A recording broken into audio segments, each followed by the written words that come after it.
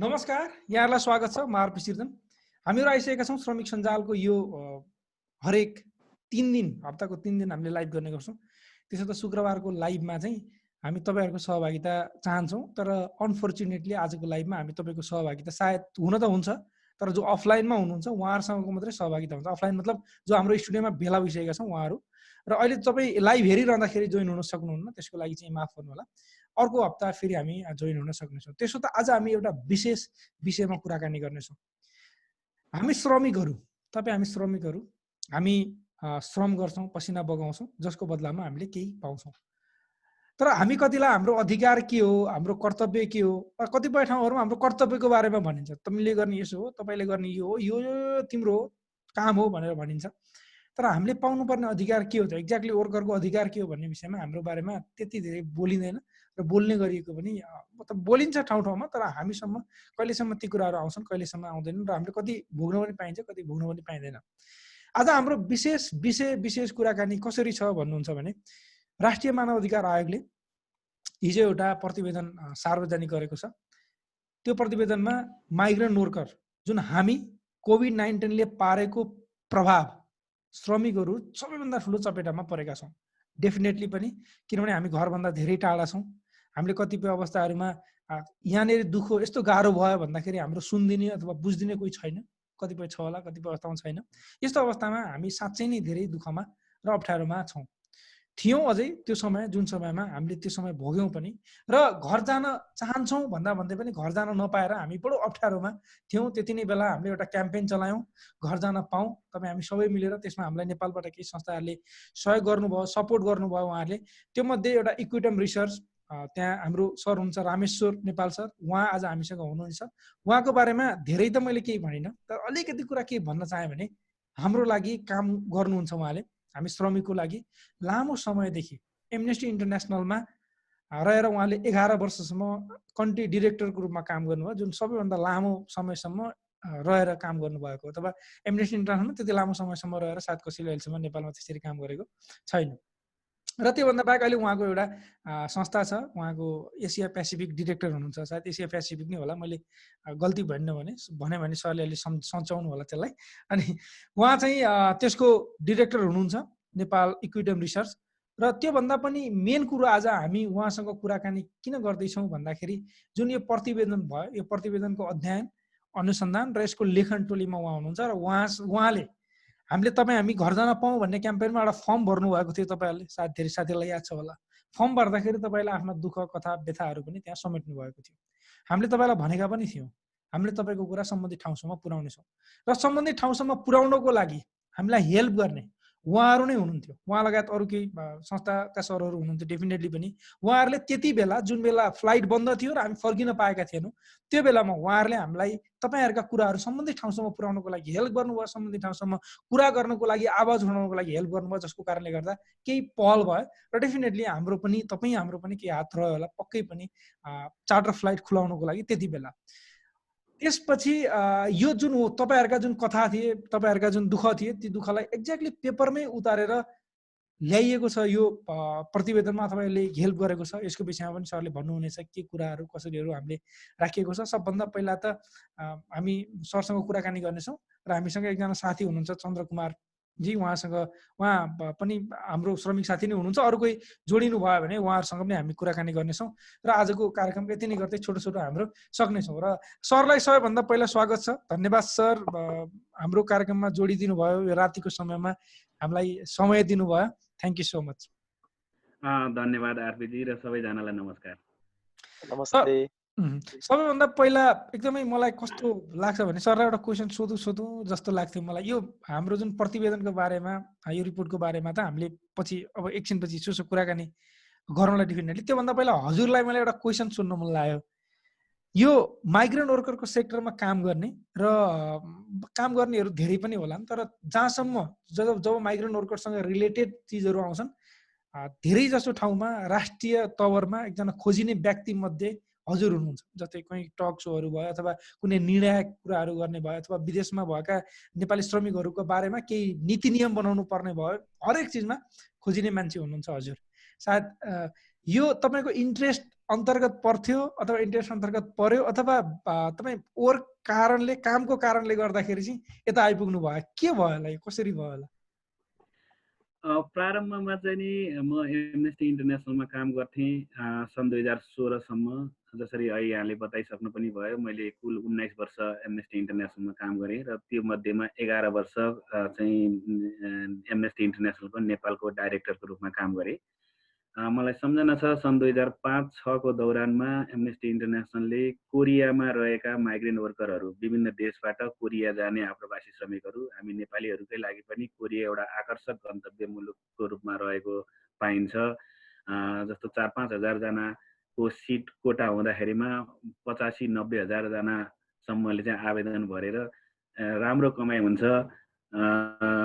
कतिपय मुलुकमा भन्दा कोरियामा चाहिँ अलिक सुरक्षित तवरले काम गर्न पाइन्छ भनेर त्यसरी गइरहँदाखेरिमा कोरियामा पनि श्रमिकहरूको अधिकार उल्लङ्घनका तमाम घटनाहरू भएको विषयलाई एमनेस्टी इन्टरनेसनलले एउटा प्रतिवेदनको रूपमा अगाडि लिएर आएर विश्वव्यापी एउटा अभियान नै सञ्चालन गर्यो। र त्यो अभियान म एमनेस्टी इन्टरनेसनलको एकजना इम्प्लोइको हिसाबले र अभियन्ताको हिसाबले त्यो अभियानमा कन्ट्रिब्युट गर्नु मेरो जिम्मेवारी रहन्थ्यो, पदीय जिम्मेवारी रहन्थ्यो। र त्योभन्दा अगाडि पनि श्रमिकका कुराहरू त मैले जानकारी नपाएको होइन, तर त्यो बखतदेखिबाट चाहिँ मलाई यो श्रमिकको विषय चाहिँ नि हुन त एमनेस्टी इन्टरनेसनलले अरू नागरिक तथा राजनीतिक अधिकार होस् अथवा नेपालमा भएको द्वन्द्वको बखतमा दुवै पक्षबाट हुने गरेका मानवाधिकार हननका विषय होस् अथवा महिला अधिकारका विषयहरू हुन् वा यातना जस्तो विषयहरू होस् अथवा मृत्युदण्ड जो नेपालमा त उन्मूलन भइसकेको अवस्था थियो, केही वर्ष धेरै वर्ष अगाडि नेपालमा पनि मृत्युदण्डको अवस्था थियो, तर विश्वमा अहिले पनि मृत्युदण्डको प्रावधानहरू रहेका छन्।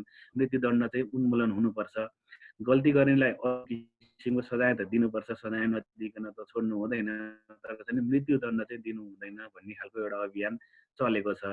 भनेपछि यी तमाम विषयहरूमा काम गरिरहँदाखेरिमा चाहिँ मैले अहिले बताएँ सन् 2005-06 जुन यो कोरियामा जाने श्रमिकहरूको अधिकारको विषयमा अभियान गरिसके पछाडि चाहिँ मलाई त्यहाँदेखिबाट चाहिँ यो विषय चाहिँ अत्यन्त मलाई किन लाग्यो भने कतिपय धनी मानीहरू नै पनि वैदेशिक रोजगारीमा जानुहुन्छ होला, एउटा इच्छाको कारणले, सोखको कारणले गर्दाखेरिमा, अनुभवको कारणले गर्दा। अझ कतिपय अवस्थामा यस्तो छ कि गाउँठाउँमा अलि एउटा कन्ट्रोलमा नबसेको मान्छेलाई 2 वर्ष बरु विदेश पठाइदिउँ, अलि सुध्रेर आउँछ कि भन्ने हिसाबले पनि पठाउने होला। त्यो चाहिँ एक्सेप्सनल केस होला, तर अधिकांशको चाहिँ स्टोरी त्यो होइन। एकदमै बाध्यताको कारणले गर्दा जानु परेको अवस्था छ। त्यो को जान्छ त भन्दाखेरिमा एकदमै भोइसलेस वर्ग जानुहुन्छ, जसको अरू कुनै उपाय भएन। भनिसकेपछि काम गर्नुमा पनि सबैभन्दा हुन्छ नि भोइसलेस को चाहिँ पक्षमा मैले दुईटा कुरा बोल्दा, मैले दुईटा कुरा लेख्दा, मैले काहीँ गएर आवाज उठाउँदाखेरिमा चाहिँ त्यसले काहीँ कतै मद्दत पुग्छ भने त्यसले मलाई बढी सन्तुष्टि दियो। आरपीजी म त्यहीँबाट प्रारम्भ गरौँ कि सन् 2005-06मा मैले त्यो विषयमा चाहिँ अलिक गहिरिएर चाहिँ नि विषयहरूको अध्ययन गर्दाखेरिमा चाहिँ अब यो विषय नै मेरो बढी इन्ट्रेस्टको विषय रह्यो। र सन् 2016मा जति बेला म एमनेस्टी इन्टरनेसनलमा धेरै लामो समय काम गरिसकेपछि मैले परिवर्तन, जबमा मैले परिवर्तन खोजेँ र 1 वर्ष झन्डै 1 वर्ष अगाडि नै मैले रिजाइन गरेर त्यस पछाडि अर्को जबको खोजी गर्ने क्रममा चाहिँ सकेसम्म, हुन त थाहा छैन कहिले कहिले ब्याड लक सुरु भयो भनेदेखि त जागिर नपाएर हत्तु पनि हुन्थ्यो होला, तर मैले चाहिँ अनुमान गर्थेँ सानो ठुलो जस्तो भए पनि कुनै जागिर त भेट्छु नै होला भनेर भनिरहँदाखेरिमा चाहिँ मैले चाहिँ प्रायोरिटीमा नै मैले यो माइग्रेसनकै सेक्टरमा राखेर लकिली अहिले यो आप्रवासनको विषयमा नै, आप्रवासी श्रमिकहरूको चाहिँ दुःख दर्दको विषयमा नै अध्ययन गर्ने एउटा संस्था इक्विडियम रिसर्च भन्ने संस्था जसको मुख्यालय लन्डनमा रहेको छ र त्यसले चाहिँ आप्रवासी श्रमिकहरूको अधिकारको विषयमा विश्वव्यापी रूपमा अनुसन्धानात्मक काम गर्छ र त्यसको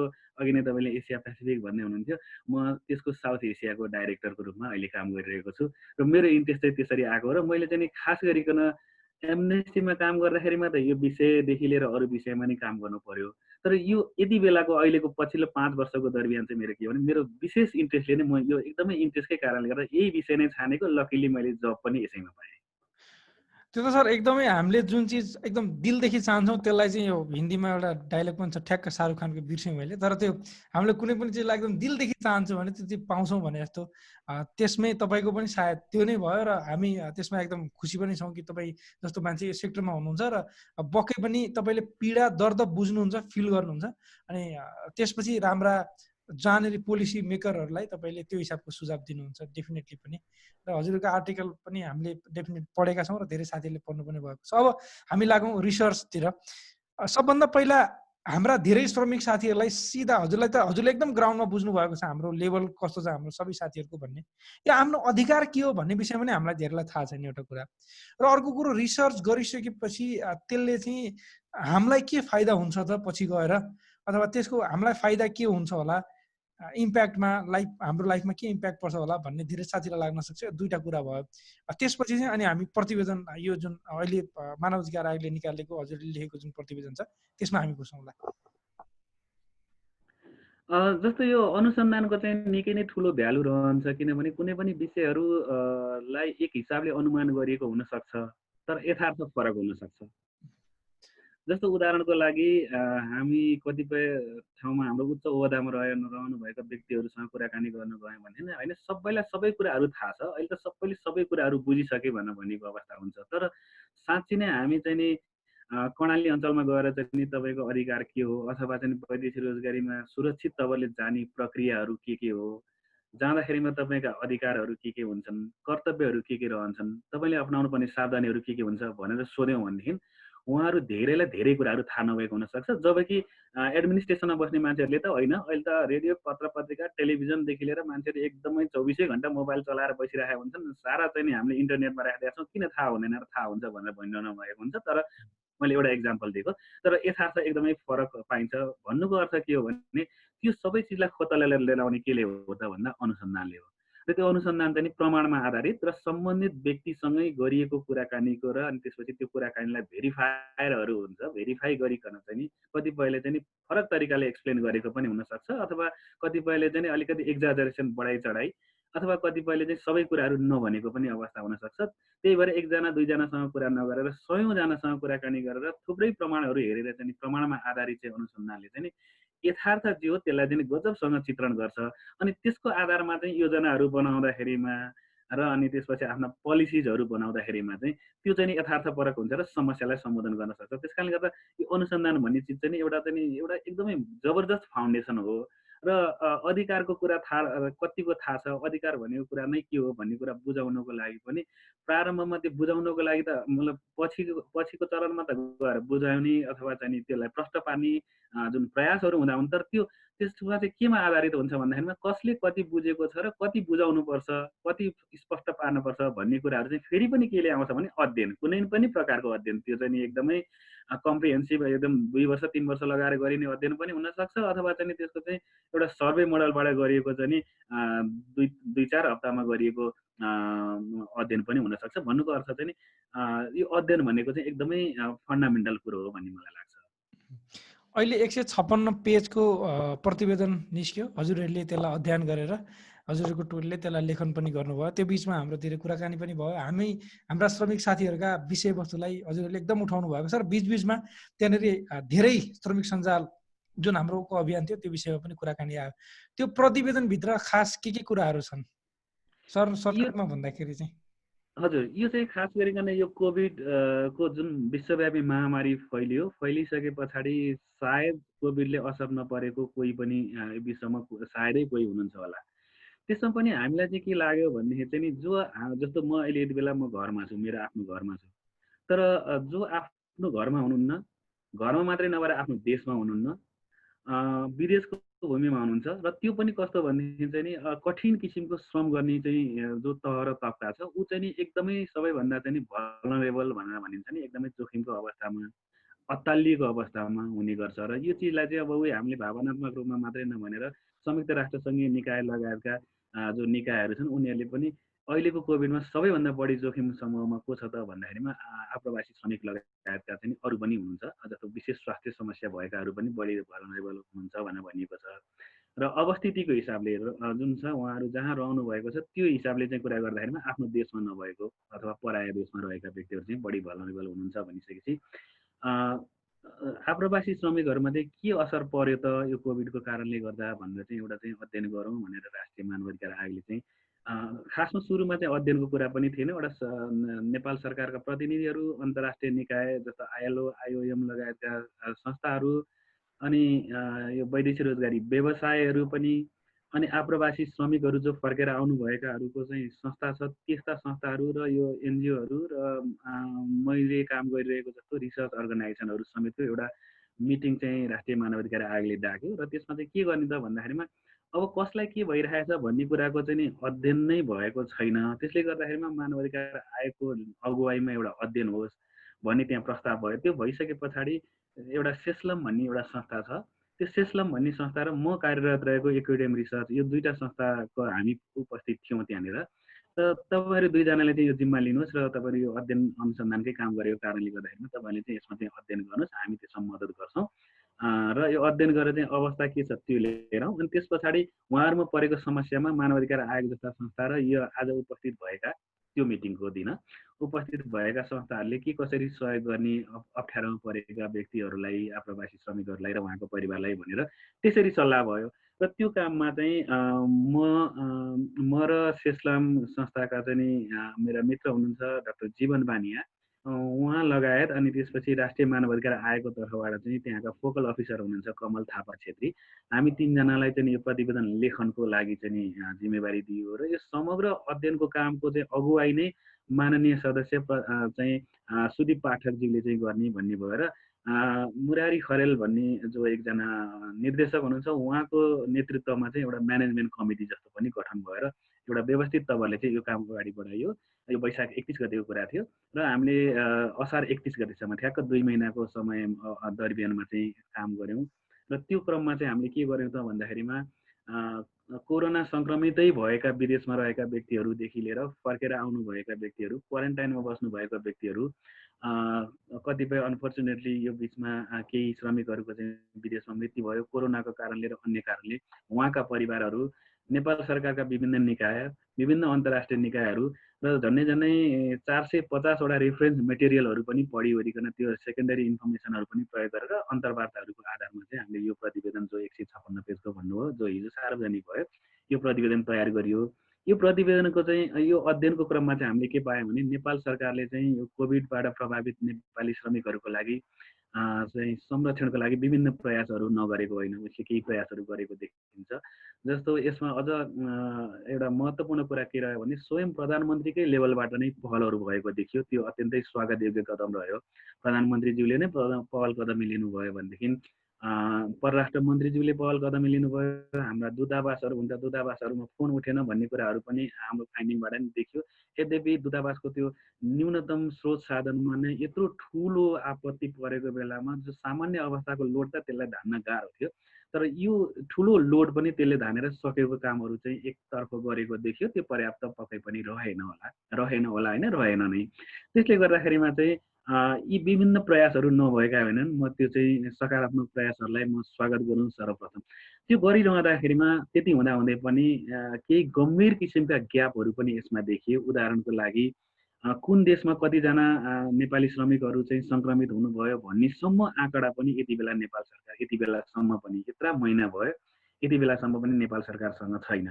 कतिजनाको कोरोनाको कारणले गर्दा विदेशमा मृत्यु भयो भन्ने पनि उहाँहरूसँग रहेको डाटा तथ्यपरक छैन। त्यो सङ्ख्या निकै माथि गइसकेको छ, उहाँहरूसँग निकै कम डाटा मात्रै छ। अनि त्यस पछाडि कहाँ कसको कुन श्रमिकले खानपानमा समस्या परेको छ, कुन श्रमिक अहिले आवासबाट निकालेको अवस्थामा हुनुहुन्छ, कुन श्रमिक यति बेला चाहिँ कोरोनाको लक्षण देखेको छ, जतिसुकै फोन गर्दाखेरिमा पनि आएर चाहिँ परीक्षण गर्ने व्यवस्था मिलाउँदैन, अथवा सङ्क्रमित भएको व्यक्ति चाहिँ अरू साथीहरूसँग एउटै कोठामा बसिरहनु परेको छ, कमसेकम आइसोलेसनमा समेत पनि लगेको छैन भन्ने खालका यो खालका जानकारीहरू पनि नेपाल सरकारसँग छैन र त्यसमा चाहिँ पर्याप्त इन्टरभेन्सनहरू पनि गर्न सकेको अवस्थाहरू देखिएन। र अनि अर्को चाहिँ यो अनडकुमेन्टेड वर्करहरूको बारेमा त नेपाल सरकारले खासै कुनै योजना पनि लिएर आएको छैन र म एकैछिन पछाडि आउँछु। केही पोलिसीहरू नेपाल सरकारले बनाए, स्वदेश फिर्ती लगायतका केही पोलिसीहरू, अथवा स्वदेश फिर्तीको क्रममा चाहिँ फेरि खर्च श्रमिकले नै बिहोर्नुपर्छ भनेर पहिला चाहिँ त्यो पोलिसी लिएर आएको थियो। पछि सर्वोच्च अदालतको आदेश आइसके पछाडि खर्च पनि बिहोर्ने भन्ने पनि अर्को पोलिसी लिएर आयो नेपाल सरकारले। यी पोलिसीहरूले पनि कहीँ कतै पनि यो जुन अनडकुमेन्टेड श्रमिकहरूलाई चाहिँ छुँदैन। यसरी यो चाहिँ विभेदकारी नीतिहरू पनि देखिए, नेपाल सरकारले लिएर आएका नीतिहरू विभेदकारी पनि देखिए। उसले गरेका गतिविधिहरू एकदमै कमजोर पनि देखियो। मैले अघि नै उसले गरेका सकारात्मक कुराहरू त बताइ गएँ। अनि त्यस पछाडि यो परिवार र समुदायमा पुनर्मिलनका योजनाहरू पनि अहिलेसम्म लिएर आएको देखिँदैन, जबकि 50,000 मानिसहरू स्वदेश फर्किसक्नुभयो। महिलाहरू पुरुषहरू पनि अप्ठ्यारोमा पर्नु भएको छ। महिलाहरूको जुन लैङ्गिक प्रकृतिको कारणले गर्दाखेरि उहाँहरू चाहिँ अझ विशेष खतरामा जोखिममा पर्नुहुन्छ। उहाँहरूको लागि अथवा अपाङ्गता भएका व्यक्ति अथवा गर्भवती अथवा चाहिँ भर्खरै सुत्केरी भएका बच्चासहितका महिलाहरू को लागि चाहिँ विशेष व्यवस्था गरिनु पर्थ्यो, त्यो पनि विशेष व्यवस्थाहरू गरिएको देखिँदैन। त्यसै गरिकन एकदमै विलम्ब गरेर, जस्तो कि श्रमिक सञ्जालकै अगुवाईमा म कार्यरत रहेको संस्था समेतको चाहिँ सहकार्यमा चाहिँ घर जान पाऊँ भन्ने अभियान नै सञ्चालन भयो। लामो समयसम्म नेपाल सरकारले तपाईँहरू जहाँ हुनुहुन्छ त्यहीँ बसिरहनुहोस्, हामी ल्याउन सक्दैनौँ भनेर एकदमै अटेरी गरेर बसिरह्यो। तर लामो समय व्यतीत भइसके पछाडि स्वदेश फिर्तीको प्रक्रिया चाहिँ प्रारम्भ गर्यो। तर त्यो चाहिँ कस्तो भयो भने सुरक्षित भएन, किनभने स्वास्थ्य परीक्षण नगरिकन आउँदाखेरिमा चाहिँ जो मान्छे महिनौदेखिबाट बचेर बसिरहनु भएको थियो, सुरक्षित भएर बसिरहनु भएको थियो, ट्राभलको क्रममा चाहिँ उहाँहरू चाहिँ सङ्क्रमित हुनुभयो। उहाँहरू मात्रै सङ्क्रमित हुनु भएन कि अब यसरी जोखिमपूर्ण तवरले लिएर आयो कि एयरलाइन्सका क्रू मेम्बरहरू नै पनि सङ्क्रमित हुनुभयो। हाम्रो एउटा मात्रै होइन, दुईटै एयरलाइन्सको चाहिँ क्रू मेम्बरहरू चाहिँ सङ्क्रमित हुनुभएको। त्यति जोखिमपूर्ण अवस्था चाहिँ त्यो व्यवस्थापन एकदमै कमजोर रहेको कारणले गर्दा त्यस्ता किसिमका जोखिमहरू भए। आइसके पछाडि चाहिँ नि उहाँहरूलाई क्वारेन्टाइनमा राख्ने, क्वारेन्टाइनमा जान नै मान्छेहरू तर्सिने, सकेसम्म छल्ने, त्यो किसिमको चाहिँ किन भयो त भन्दा क्वारेन्टाइन चाहिँ यस्तो थियो कि कतिपयले शब्दावली पनि प्रयोग गरे कि क्वारेन्टाइन भनेको चाहिँ कोरोना सर्ने चाहिँ कारखाना भनेर पनि भन्नुभयो। भनेको मतलब एकदमै त्यहाँ न्यूनतम मापदण्ड भनेर सरकारले तोकेको थियो, त्यो चिजहरू पनि पुरा गरिएको थिएन। एकदमै त्यो मानवीय जुन व्यवहार आवश्यकताहरू पूर्ति गर्ने पनि यो तमाम लामो हुन्छ। मलाई लाग्छ अहिले हामी त्यति लामो गर्न यसै लामो भइसकेको छ। त्यस कारणले गर्दा यो तमाम ग्यापहरू देखियो। र यो प्रतिवेदनमा के छ 156 पेजको प्रतिवेदनमा भनेदेखि चाहिँ नेपाल सरकारले गरेका प्रयासहरू पनि हामीले त्यसलाई लेखेका छौँ। र अनि त्यस पछाडि श्रमिकहरूले विदेशमा रहँदाखेरिमा चाहिँ उहाँहरूको रोजगारी गुमेको छ, करारहरू एकतर्फी रूपमा टर्मिनेट गरिएको छ, पाउनुपर्ने तलबहरू दिएको छैन, उपचारहरू गरिएको छैन, कतिपयलाई आवासबाट निकालेको छ, कतिपय खानपानमा समस्या छ, खल्तीमा भएको पैसा सबै सकिसक्यो।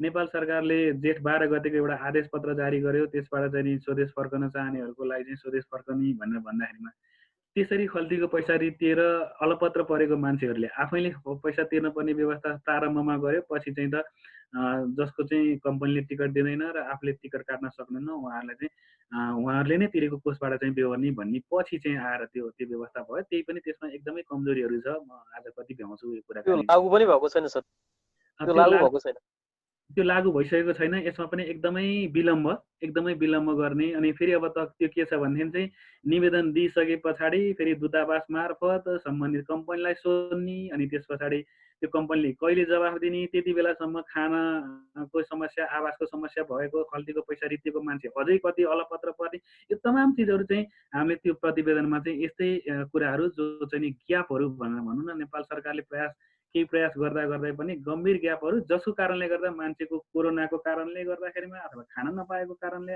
आवास नपाएको कारणले गर्दाखेरिमा ज्यानैसम्म जाने अथवा अन्य प्रकारका विचल्यहरू हुने चाहिँ किसिमको चाहिँ यो जोखिम भयो। त्यस कारणले गर्दा नेपाल सरकारले यसमा ध्यान दिनुपर्छ भन्नेसम्मको निचोड निकालेर त्यो सबै फेरि अब हामीलाई लाग्यो अलिकति नेपाल सरकारको चाहिँ आलोचनात्मक लेखाउनु भन्ने उद्देश्यले भन्दा पनि एकदमै प्रमाणहरूले हामीले त्यो त्यति लामो किन बन्यो भनेदेखि चाहिँ प्रमाणहरूले पुष्टि गरेर चाहिँ त्यो प्रतिवेदनमा लेखेका छौँ। नेपाल सरकारले गरेका कामहरू लेखेका छौँ र अनि त्यसपछि श्रमिकले भएका चाहिँ दुःख दर्दका कुराहरू लेखेका छौँ। र त्यो सबै चिजहरू चाहिँ के को आधारमा लेखियो त भन्दाखेरिमा चाहिँ हामीले प्रत्यक्ष रूपमा अन्तर्वार्ता गरिएका र झन्डै 450वटा चाहिँ रेफरेन्स मेटेरियलहरू हामीले पढेर प्रतिवेदनहरू छन्, कतिपय न्युज आर्टिकलहरू छन्। अनि अघि नै प्रारम्भमा आरपीजीले बताइसक्नुभयो कि श्रमिक सञ्जालले घर जान पाऊँ भन्ने एउटा अभियान गरेको थियो र उसले चाहिँ आह्वान गरेको थियो कि तपाईँहरू आफ्ना दुःख दर्दका कुराहरू हामीलाई बताउनुहोस्, हामी सम्बन्धित ठाउँमा पुर्याउँछौँ भनेर भन्ने खालको एउटा अभियान गरेको थियो, जसमा झन्डै 1000 जनाले चाहिँ फर्म भर्नु भएको थियो। त्यो फर्मलाई हामीले माइनरले 749वटालाई आरपीजी र म भएर दिनभरि लगाएर हेऱ्यौँ र धेरै दिनसम्म त्यसलाई हेऱ्यौँ। र त्यहाँबाट के लाएर त्यहाँ आएका कुराहरू भन्नुको मतलब यो श्रमिक सञ्जालले आह्वान गरिसके पछाडि त्यो फर्म भर्नुभएका जो आदरणीय व्यक्तित्वहरू हुनुहुन्छ उहाँहरूले दिनुभएको कुराहरूलाई पनि त्यो रिपोर्टमा चाहिँ रेफरेन्सको रूपमा लिएको छ। एउटा अर्को पिएनसिसी भन्ने संस्था छ, वैदेशिक रोजगारीमा गएर फर्किनुभएका हरूले चाहिँ एउटा सङ्गठित रूपमा संस्था सञ्चालन गर्नुभएको छ। उहाँहरूको झन्डै झन्डै 1100 जनाको चाहिँ सर्वे चाहिँ उहाँहरूले गर्नुभएको थियो। त्यसको पनि त्यो जुन श्रमिकहरूको भनाइहरूलाई त्यसलाई पनि हामीले त्यो प्रतिवेदनको चाहिँ रिसोर्सको रूपमा राखेका छौँ। यसरी त्यो प्रतिवेदन बनेको छ र यसमा चाहिँ मूलतः के समस्या परेको छ अनि अन्त्यमा चाहिँ अन्तिम च्याप्टरमा चाहिँ यी माथि लेखेका सबै समस्याहरू समाधान गर्नको लागि 1 2 3 4 के गर्नुपर्छ भनेर झन्डै 40 वटा जति चाहिँ सिफारिसहरू पनि नेपाल सरकारलाई गरेका छौँ, जुन प्रतिवेदन हिजो चाहिँ नेपालमा सार्वजनिक भएको छ। अब मेरो लास्ट एउटा फाइनल क्वेसन छ, त्यसपछि सुषमा म्याडम हरि सरको केही छ भने सोधौँ होला, होइन भने सरलाई हाम्रो फेरि एकदम थ्याङ्क यू भन्छौँ त्यसपछि चाहिँ स्पेसल क्वेसन। अब के भन्दाखेरि सर, अब हामीले प्रतिवेदन निस्किसकेपछि सायद कोही साथीहरू हेर्न चाहनुहुन्छ भने हामीले उपलब्ध गराउन पनि सकिएला, त्यसको वेबसाइटहरूमा पनि उपलब्ध छ होला एनएचआरसीको। अब हामीले के आशा गर्न सकिन्छ यो प्रतिवेदन निस्किसकेपछि, अथवा योबाट के होला, हजुरलाई के लाग्छ? पहिला पनि यस्ता चिजहरू डेफिनेटली भए र त्यसमा टेकेर कतिका चेन्जेसहरू आए, सकारात्मक चेन्जेसहरू, अथवा के होला त? अब के हुन सक्ला अथवा आशा के गर्न सकिन्छ हामीले? जस्तो यो आवाजहरू उठ्दै गर्दाखेरिमा चाहिँ अवस्थाहरू परिवर्तन हुन्छ, आवाजहरू नउठ्दाखेरिमा चाहिँ यो कुराहरू चाहिँ त्यत्तिकै सेलाएर जान्छ अथवा व्यवस्थामा पर्छ। मसँग केही उदाहरणहरू छ, सबैसँग त्यस्ता किसिमका उदाहरणहरू पक्कै पनि छ। यो चाहिँ राष्ट्रिय मानवाधिकार आयोग भनेको चाहिँ एउटा संवैधानिक निकाय हो जसले नेपाल सरकारलाई चाहिँ निर्देशनहरू जारी गर्न सक्दछ र त्यो निर्देशनहरू पालना गर्नु संवैधानिक हिसाबले नै नेपाल सरकारको कर्तव्य बन्दछ। जुन अरू सङ्घ संस्थाहरूले पनि त्यस्तो किसिमको आह्वानहरू गर्न सक्छन्, यस्तै किसिमका रिपोर्टहरू बनाउन सक्छन्, तर त्यो चाहिँ नेपाल सरकारले पालना गर्नुपर्छ नै भन्ने संवैधानिक बाध्यता रहँदैन। तर राष्ट्रिय मानवाधिकार आयोगको रिपोर्टको चाहिँ त्यो किसिमको चाहिँ संवैधानिक अर्थ रहन्छ। त्यसले गर्दाखेरिमा चाहिँ यो निकै नै महत्त्वपूर्ण रहन्छ। त्यो अरू सङ्घ संस्थाहरूले गरेको श्रमिक सञ्जाल जस्ता सञ्जालहरूले उठाएको आवाज पनि उत्तिकै मतलब भ्यालुहरू रहन्छ, तर राष्ट्रिय मानवाधिकार आयोगले त्यही कुरा भन्नुमा चाहिँ पृथक अर्थ रहन्छ। र त्यस कारणले गर्दाखेरिमा चाहिँ के हुन्छ भन्दाखेरिमा यसरी आवाजहरू क्रमशः उठ्दै जाँदाखेरिमा चाहिँ दबावहरू सिर्जना हुँदै जान्छन्। जसरी यहाँले भन्दै हुनुहुन्थ्यो अघि नै प्रारम्भमा नै, नेपाल सरकारले जति बेला पनि होइन तपाईँहरू जहाँ हुनुहुन्छ त्यहीँ बस्नुहोस् मात्रै भनिरहेको चाहिँ एक किसिमले चाहिँ यो तमाम क्षेत्रबाट चाहिँ आवाजहरू उठिसके पछाडि एक प्रकारले बाध्यता चाहिँ नेपाल सरकारलाई पर्यो, दबावमा पर्यो र उसले चाहिँ रिपार्टिसनको प्लानहरू सुरु गर्यो। त्यसले गर्दा म चाहिँ के आशा गर्दछु भनेदेखि चाहिँ यस्तै किसिमका आवाजहरू यो हिजोको एउटा जो प्रतिवेदन सार्वजनिक भयो एउटा काम भयो, तर यस्ता अरू पनि थप कामहरू भयो भनेदेखि जुन अहिले श्रमिकहरूले भोगिरहेको समस्या छ त्यसमा चाहिँ नेपाल सरकारको सुनवाई हुन्छ, अन्तर्राष्ट्रिय समुदायले पनि सुनवाई गर्लान्, नेपाल सरकारलाई बरु रिसोर्सेसहरू चाहिन्छ भनेदेखि हामी सहयोग गर्छौँ भन्ने पनि गुन्जाइसहरू रहन सक्छ र यसले चाहिँ क्रमशः समस्याहरू चाहिँ न्यूनीकरण हुन्छन्, निमिट्यान्न नभए नि कमसेकम न्यूनीकरण हुन्छ।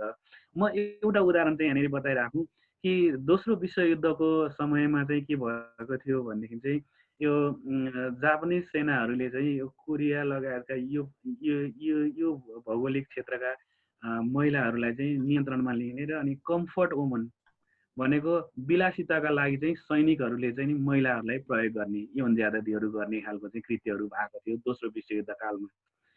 म कार्यरत उति बेला कार्यरत रहेको एमनेस्टी इन्टरनेसनल संस्थाले चाहिँ सन् 2004मा चाहिँ एउटा stop violence against women campaign भनेर विश्वव्यापी रूपमा चलाएर उसले 63-64 वर्ष अगाडिको चाहिँ जापानिज सेनाले चाहिँ गरेको त्यो ज्यादती झन्डै 3 लाखभन्दा बढी महिलाहरूमाथि ज्यादती भएको थियो र त्यति बेला 63-64 वर्ष अगाडिको कृत्य भए पनि त्यसलाई चाहिँ एकाउन्टेबल बनाउनुपर्छ भन्ने हिसाबले एउटा विश्वव्यापी अभियान चलाइरहँदाखेरिमा चाहिँ जापानले क्षमा माग्नुपर्छ अथवा चाहिँ त्यो कृत्यको लागि क्षमा माग्नुपर्छ भनेर अभियान चलाउँदाखेरिमा पहिला चाहिँ आलोचना भयो एमनेस्टी इन्टरनेसनलको यो भनाइको। तर केही समय पछाडि 1.5-2 वर्ष पछाडि भइसके पछाडि जापानले फर्मल्ली अब 64-65 वर्ष अगाडिको घटनामा चाहिँ जापानिज सेनाले उति बेला जुन कृत्य गरेको थियो त्यसको लागि चाहिँ हामी ती महिलाहरूसँग क्षमा माग्दछौँ। ती महिलाहरूमध्येमा अधिकांशको निधन भइसकेको थियो। हामीले त्यो अभियानको क्रममा जम्मा 3 जनासँग भेट गर्न मतलब 3 जना चाहिँ जीवित भेटेका थियौँ। विविध कारणले उहाँहरूको मृत्यु भयो। त्यस कारणले गर्दाखेरिमा आवाज उठ्नुको कारणले गर्दा 65औं वर्ष पछाडि पनि एक प्रकारको रियलाइजेसन र अनि त्यसपछि त्यो मोरल रेस्पोन्सिबिलिटी लिने कुराहरू हुँदो रहेछ। कम्बोडियाको उदाहरण हेर्ने भने हाम्रो नेपालको जस्तै दुर्भाग्यवश गृहयुद्ध भएको थियो। 34-35 वर्ष पछाडि आएर चाहिँ प्रोसिक्युसनहरू सुरु भएका उदाहरणहरू छ, अनगिन्ती उदाहरणहरू छ। म त्यसमा लामो गर्दिनँ अहिले। त्यस कारणले गर्दाखेरिमा यो आवाज उठाइएन भने हराएर जान्छ। आवाजहरू उठ्दाखेरिमा त्यो पनि तथ्यपरक र प्रमाणमा आधारित आवाजहरू उठ्दाखेरिमा त्यो आवाज यति दरिलो हुन्छ कि कतिपय अवस्थामा भनिन्छ नि, हुन्छ म बन्दुकको पक्षपाती होइन, तर चाहिँ नि बन्दुकको गोली भन्दा पनि तपाईँको यो आवाजको बोली चाहिँ नि बढी दरिलो हुन्छ भनेर भनिन्छ। त्यस कारणले गर्दा यो रिपोर्टको स्वरूपमा आए पनि यो पनि एउटा आवाजै हो। यसले पक्कै पनि केही अर्थ राख्छ, किनभने यो प्रत्येक व्यक्तिहरूले उठाएको आवाजको कारणले गर्दाखेरिमा हो हामीले खोजेको किसिमको परिणाम भएको छैन। अझै पनि धेरैजना बिचल्लीमा हुनुहुन्छ श्रमिकहरूकै कुरा गर्दा। तर यो क्रमशः अहिले अब रिपार्टेसनको प्लान सुरु भयो। केही समय पछाडि चाहिँ बेखर्ची भएकोहरूको खर्च बेहोर्ने भन्ने कुरा भयो। अहिले भर्खर हरिजीले भन्दै हुनुहुन्थ्यो त्यो कार्यान्वयन भएको छैन, हामी आश गर्न सक्छौँ दबाबहरू सिर्जना भयो भनेदेखि त्यो कार्यान्वयन हुन्छ र बेखर्ची भएकोहरूको केहीको चाहिँ नि खर्चहरू बेहोरिएला, त्यसपछि अलि बढीको खर्चहरू बेहोरिएला, यो क्रमशः हुँदै जान्छ। त्यस कारणले गर्दा यस्ता चिजहरूको पक्कै पनि अर्थ रहन्छ। आदिजी हस् sir, thank you so much. Hari sir केही छ कि मसँग दुईटा क्वेसन छ छन् चाहिँ, तर म पहिलो क्वेसन चाहिँ सरलाई जस्तो सरले अघि नै भन्नुभयो एमनेस्टी इन्टरनेसनलमा करिब 19 वर्ष, अहिले चाहिँ यो इक्विडम रिसोर्समा 4 वर्ष, करिब 23 वर्षदेखि श्रमिकहरूको साथमा होइन, दुःखमा सुखमा आँसोमा हाँसोमा होइन, हरेक समय सरहरू नजिक हुनुहुन्छ, हामी भन्दा पनि नजिक। किनभने अब 23 वर्ष चाहिँ श्रमिकहरूकै लागि तपाईँहरूले बिताउनु भयो। पहिले र अहिलेको श्रमिकहरूमा पाउनुभएको जस्तो उहाँहरूको समस्यामा अथवा श्रमिकहरूको बुझाइमा के फरक पाउनु? यसो छ, अहिले चाहिँ नि जस्तो अब कतिपय श्रमिकहरू चाहिँ च्यालेन्ज गर्नुहुन्छ उहाँहरूले, भनेको म माथि अन्याय भयो, यो अन्याय चाहिँ नो मोर टलरेटेड भन्ने खालको नि, अब चाहिँ म यो सहन्न भन्ने खालको कतिपयले चाहिँ त्यो च्यालेन्जहरू गर्नुहुन्छ र उहाँहरू चाहिँ नि अगाडि उत्रिन सक्नुहुन्छ। जो पहिलाको तुलनामा चाहिँ अहिले चाहिँ नि त्यो किसिमको च्यालेन्ज गर्ने, आफ्नो राइट्सहरूलाई चाहिँ क्लेम गर्ने खालको चाहिँ क्षमता चाहिँ बढी मात्रामा वृद्धि भएको देख्छु म चाहिँ, मैले तुलना गर्दाखेरिमा चाहिँ। र पनि कतिपय चाहिँ नि अघि नै हामीले प्रारम्भमा नै कुरा गऱ्यौँ कि मेरो अधिकारै के हो, मेरो कर्तव्य नै के हो, अथवा मलाई कर्तव्यले बढी थिचेको छ, मेरो अधिकार नै कतै हुँदैन र भन्ने कुरामा नि अलमल्ल पर्ने तबका पनि छ हामीसँग। तर पहिलाको तुलनामा चाहिँ नि अहिले चाहिँ निकै नै हुन्छ नि सङ्गठित हिसाबले, अनि त्यस पछाडि आफ्नो अधिकारहरू दाबी गर्नको लागि र अनि त्यसपछि जुन अन्यायको विरुद्धमा चाहिँ च्यालेन्ज गर्नको लागि चाहिँ निकै सक्षम हुनुभएको चाहिँ देखिन्छ वास्तवमा। म चाहिँ त्यो फरक चाहिँ देख्छु वास्तवमा। अब एउटा अन्तिम क्वेसन, अब धेरै क्वेसनहरू त सरले सोधिसक्नुभयो आरपी सरले। विशेष गरी अब यो कोरोना कारणले घर देश परदेश होइन सबै ठाउँमा एकदमै आक्रान्त छौँ हामी पनि, सरहरू पनि। र विशेष गरी हामी यसरी खाडी राष्ट्रमा काम गरिरहँदाखेरि हामीहरूको पीडा त धेरै थिए, धेरै ठाउँ हामी सहकारी पनि गऱ्यौँ। र सबैभन्दा दुःखको अवस्था अथवा जसले चाहिँ अहिले यो कोभिड-19 कारणले ज्यान गुमाउनु भयो, करिब 264 जना नेपाली भनिएको छ एउटा केही दिन अगाडि प्रकाशित एउटा न्युजमा। यिनीहरू चाहिँ न घर देशको न परदेशको, अथवा नेपाल सरकारले अहिलेसम्म केही भनेको छैन। कोरोना कारणले मृत्यु हुनेहरूले के पाउँछ, के क्षतिपूर्ति पाउँछ, उहाँहरू लिगल हुनुहुन्थ्यो अथवा इलिगल हुँदा, हामी त इलिगल कहिले पनि भन्दैनौँ हामी पनि, किनभने कोही पनि मान्छेहरू जन्मिँदै अथवा मान्छेहरू कोही पनि इलिगल हुँदैनन्, अनडकुमेन्टेड भनौँ, अथवा उहाँहरू अर्को चोरीबाटबाट आउनुभयो अथवा कसरी आउनुभयो होइन, उहाँहरूको यस्तो दुःखद मृत्यु हुँदाखेरि सरकारले ती मृत्यु हुनेहरूलाई के दिँदैछ, कस्तो खालको सम्मान गर्छ, एउटा कुरो। दोस्रो कुरो चाहिँ सम्बन्धित मुलुकहरूले चाहिँ केही राहत प्याकेजहरू परिवारको लागि केही दिन्छ कि त? सरहरूलाई कति आइडिया छ यो बारेमा? त्यही मात्रै।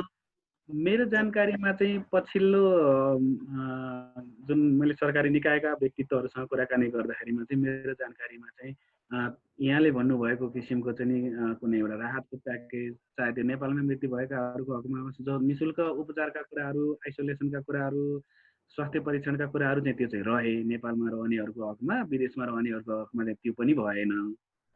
अथवा त्यो बराबरको रकमको जुन छ नि शोध भर्ना समेतको पनि व्यवस्था भएन। नेपाली पराय भूमिमा रहने बित्तिकै भनौँ न पिसिआर टेस्ट गर्नको लागि यहाँ नेपालमा पिसिआर टेस्ट गर्दाखेरिमा चाहिँ 5500 रुपियाँ पर्थ्यो। त्यो 5500 रुपियाँ सरकारले हालिदिन्थ्यो भनेदेखि चाहिँ कमसेकम त्यही 5500 रुपियाँ चाहिँ त्यहाँ हालिदिएको थियो भनेदेखि मानव दुबईमा चाहिँ स्वास्थ्य परीक्षण गर्न कसैले खल्तीको पैसा लगाएर गऱ्यो, ल तपाईँले चाहिँ पिसिआर टेस्ट गर्नुभएको रहेछ, तपाईँ नेपाली, यहाँ नेपालमा रहेका नेपाली र विदेशमा रहेको नेपालीको बिचमा म विभेद गर्दिनँ भने म अभिभावक हुँ भनेर राज्यले भन्ने हो भने त्यो शोध गर्न भने नि गर्दा भयो हुन्थ्यो। त्यो खालको पनि देखिँदैन होइन। भन्नुको अर्थ मैले चाहिँ नि चाहे मृत्यु भएकाहरूको हकमा होस्, चाहे कोरोना सङ्क्रमण भएकाहरूको हकमा होस्, चाहे चाहिँ उपचार गराउनु पर्ने व्यक्तिहरूको हकमा चाहिँ त्यस्तो किसिमको राहत प्याकेजको चाहिँ मैले चाहिँ जानकारी पाएको छैन। अब विदेशको सम्बन्धमा चाहिँ जस्तो यो स्वास्थ्य परीक्षणका कुराहरूमा चाहिँ स्वदेशी र विदेशीहरूको बिचमा विभेद नगर्ने भन्ने डिक्लेरेसनहरू चाहिँ सुनेको हुँ होइन। तर विदेशको हकमा पनि त्यस्तो एट्र्याक्टिभ प्याकेज अथवा चाहिँ त्यस्तो किसिमको चाहिँ छ भन्ने कुरा चाहिँ मेरो जानकारीमा चाहिँ रहेन। त्यही अलिकति दुःख कस्तो लाग्छ भने जस्तो कुवेतमा अहिलेसम्म 8 जना पुरुष र 1 जना महिलाको मृत्यु भएको छ कोभिड-19 कारणले। उहाँहरूलाई यहीँ दाह संस्कार गरिसकियो, उहाँको परिवारहरूले लास पाउने त कुरै भएन, सास पाउने त झन् कुरै भएन। एटलिस्ट सरकारले अथवा कुवेत सरकारले पनि अथवा हाम्रो नेपाल सरकारले सरकार कुरा भएर उहाँहरू त पैसा कमाउनको लागि पैसाको लागि पसिनामा पैसा साट्न आउनु भएको थियो।